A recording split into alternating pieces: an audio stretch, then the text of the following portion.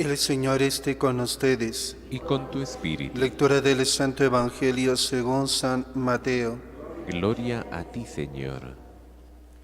En aquel tiempo dijo Jesús a la gente: el reino de los cielos se parece también a la red que echan en el mar y recoge toda clase de peces. Cuando está llena la arrastran a la orilla, se sientan y reúnen los buenos en cestos y los malos los tiran. Lo mismo sucederá al final del tiempo. Saldrán los ángeles, separarán a los malos de los buenos y los echarán al horno encendido. Allí será el llanto y el rechinar de dientes. ¿Entendéis bien todo esto? Ellos les contestaron: sí. Él les dijo: ya veis, un escriba que entiende del reino de los cielos es como un padre de familia que va sacando del arca lo nuevo y lo antiguo. Cuando Jesús acabó estas parábolas, partió de allí. Palabra del Señor. Gloria a ti, Señor Jesús.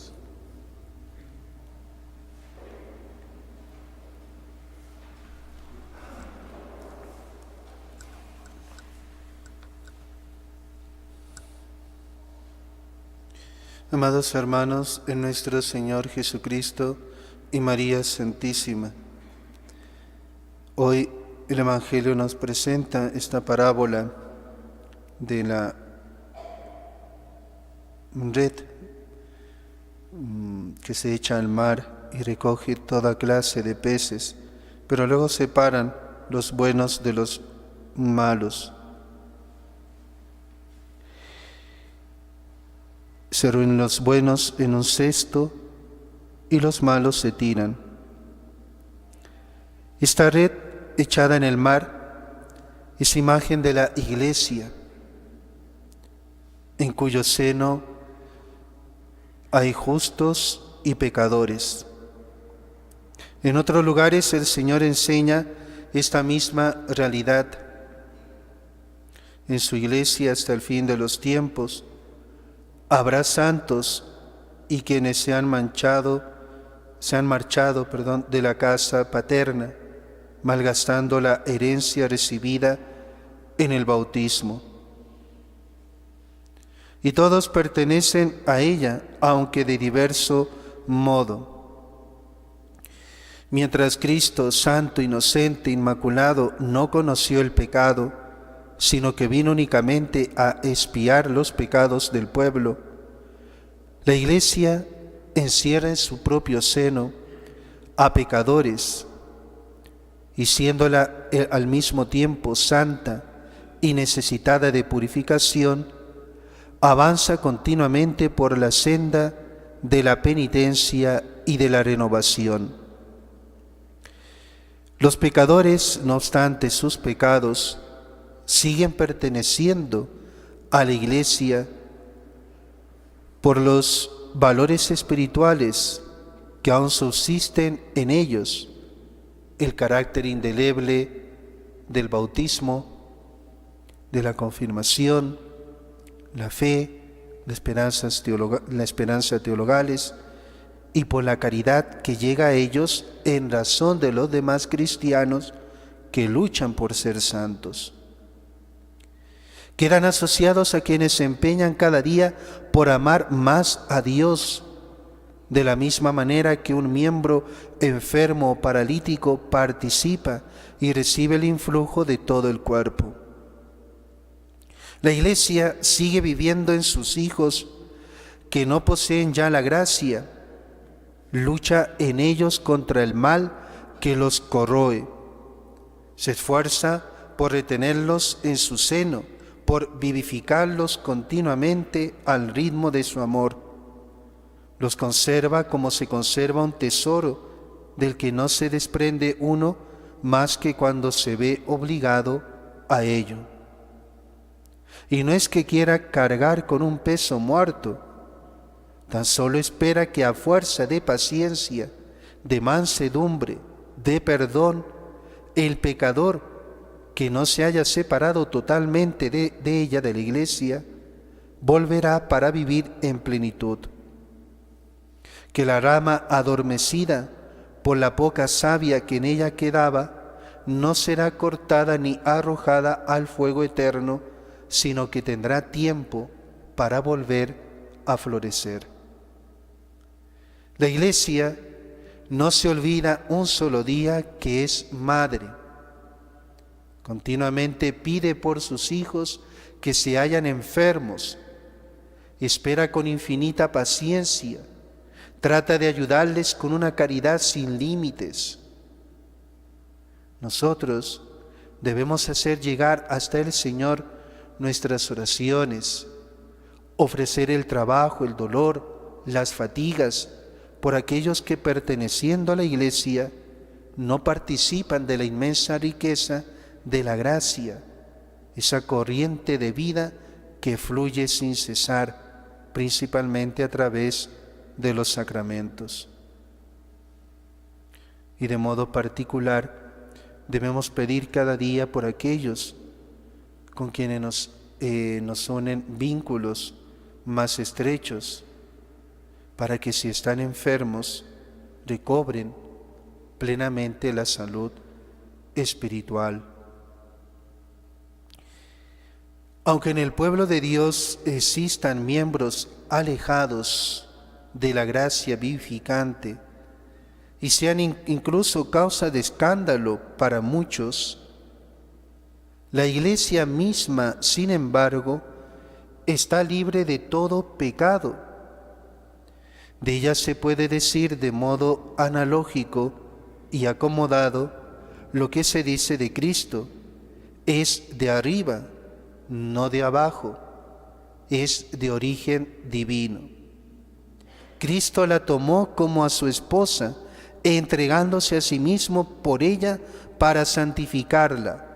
La unió a sí mismo como su cuerpo y la enriqueció con el don del Espíritu Santo para gloria de Dios. Esta santidad de la Iglesia se manifiesta continuamente y debe manifestarse en los frutos de la gracia que el Espíritu Santo produce en los fieles. Se expresa de las maneras más diversas en cada uno de los que, según su condición de vida, tienden a la perfección de la caridad, edificando a los demás. Ella sabe que no es una formación de este mundo, ni un poder cultural religioso, ni una institución política, ni una escuela científica, sino una creación del Padre Celestial por medio de Jesucristo. Eso es la Iglesia. En ella ha depositado Cristo, el enviado del Padre, su palabra y su obra, su vida y su salvación. En ella los dejó para todas las generaciones venideras. Los pecadores pertenecen a la Iglesia a pesar de sus pecados. Todavía pueden volver a la casa paterna, aunque sea en el último instante de su vida. Por el bautismo llevan en sí una esperanza de reconciliación que ni aun los pecados más graves pueden borrar. El pecado que la Iglesia encuentra en su seno no es parte de ella, es por el contrario el enemigo contra el que habrá de luchar hasta el final de los tiempos, especialmente a través del sacramento de la confesión. Sí, pertenecen a ella sus hijos manchados por el pecado, pero no sus manchas, no sus pecados. Sería bien triste que nosotros, sus hijos, dejáramos que se juzgara a la Iglesia precisamente por lo que no es. En una ocasión recordaba San Juan Pablo II que la Iglesia es madre en la que renacemos a la vida nueva en Dios. Una madre debe ser amada. Ella es santa en su fundador, medios y doctrina, pero formada por hombres pecadores. Hay que contribuir positivamente a mejorarla, a ayudarla hacia una fidelidad siempre renovada que no se logra con críticas corrosivas. Hasta aquí la cita de San Juan Pablo II. ¿Ven qué bonito? Hay que ayudar a la Iglesia a que sea cada vez más fiel cada uno de nosotros, ¿no? Siempre renovada. Y eso no se logra con críticas corrosivas. Cuando se habla de los defectos de la Iglesia en el pasado o en el presente, o se dice que la Iglesia debe purificar sus faltas, se olvida que esas faltas y esos errores se dieron y se dan precisamente por personas con responsabilidad personal que no vivieron su vocación cristiana y no llevaron a cabo la doctrina de Cristo que Cristo dejó a su Iglesia. Se olvida que Cristo la ha adquirido para sí por medio de su sangre, que la ha purificado desde el comienzo para que aparezca en su presencia totalmente resplandeciente, sin mancha ni arruga, ni cosa semejante, sino santa e inmaculada, que es la casa de Dios, columna y soporte de la verdad. Decía San José María Escrivá de Balaguer: si amamos a la Iglesia, no surgirá nunca en nosotros ese interés morboso de airear como culpa de la madre las miserias de algunos de los hijos. La Iglesia, esposa de Cristo, no tiene por qué entonar ninguna mea culpa. Nosotros sí. Este es el verdadero meaculpismo, el personal, y no el que ataca a la Iglesia, señalando y exagerando los defectos humanos que en esta Madre Santa resultan de la acción en ella de los hombres hasta donde los hombres pueden, pero que no llegarán nunca a destruir ni a tocar siquiera a aquello que llamábamos la santidad original y constitutiva de la Iglesia. La Iglesia es santa y fuente de santidad en el mundo. Por eso esforcémonos, cada uno de nosotros, queridos hermanos, por ser santos. ¿Ven qué bonito? No se trata de hacer críticas contra la Iglesia. Lo que se trata es que cada uno deje de ofender a Dios, deje de pecar, ¿no? Que cada uno se renueve, se convierta, ¿no? De eso se trata.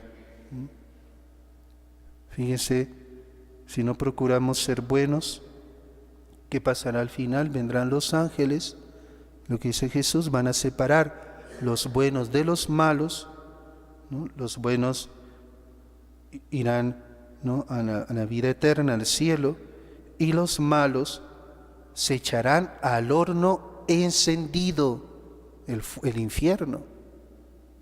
Allí será el llanto y el rechinar de dientes, ¿no?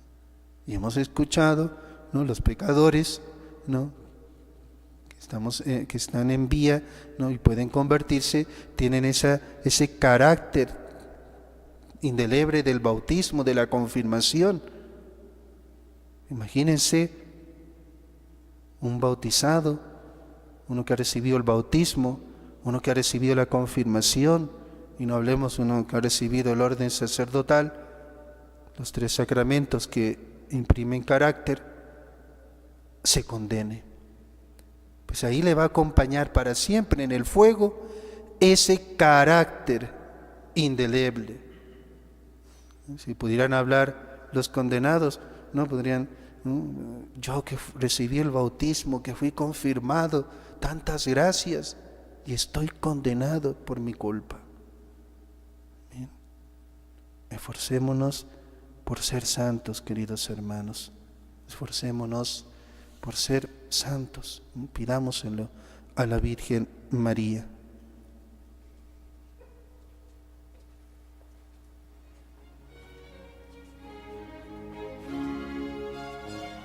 Reflexionamos brevemente sobre el Evangelio y la homilía que acabamos de escuchar.